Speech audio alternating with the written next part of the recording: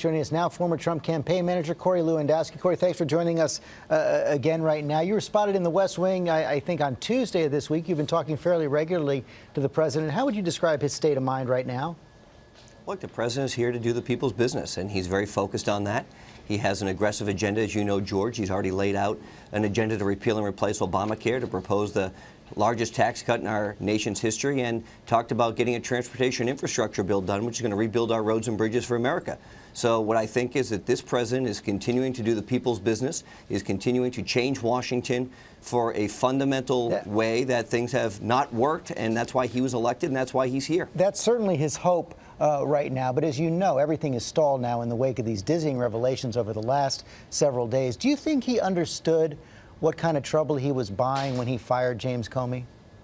Look, the president has the privilege of firing James Comey. James Comey has said that, and he decided that James Comey was no longer up for the task of being the director of the FBI. There's nothing wrong with that. It's a decision right, that, as you know, George, did he know he was going to get this kind of a backlash? That's what I'm asking.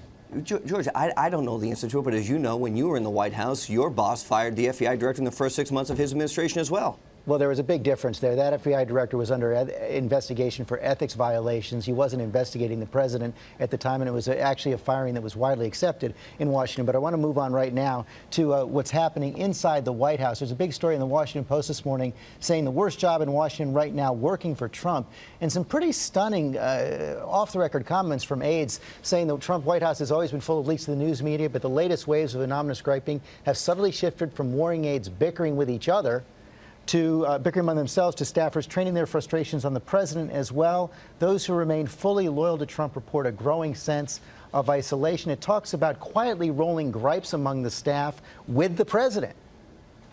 Look, George, I don't know, but what I do know is this, and I've said this many, many times, and it's worth repeating. Any person who serves in this administration, whether it's in the White House or in some other department, that isn't fully supporting the president's agenda should not be there. It's very simple. And if you don't think that the president's agenda is the right agenda, then you have the prerogative as a staff member to leave at your earliest convenience. And you should be fired, candidly, if you're speaking to the press outside of the course of the individuals who are authorized to speak to the press. This president was elected to bring change to Washington. Now, there are many people who don't want to see that change happen. There are many people who've been in D.C. for a long time who didn't support the president but now want jobs in the administration. It's very simple. There's one agenda that needs to move forward. It's the president's agenda. It's what 63 million people voted for, to bring him to Washington to change the country. And for the first time in 9 years, when you ask the people, is the country on the right track or the wrong track, they're finally telling you the country's on the right track. That's where we should be going. Is there a loyalty problem inside the White House right now? Well, I can tell you there are a number of people who the president is next to who are exceptionally loyal to him.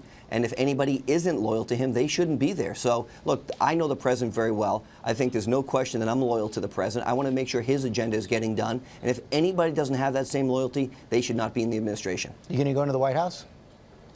Only as a visitor, George. Okay. Corey Lewandowski, thanks for joining us this morning. Thank you.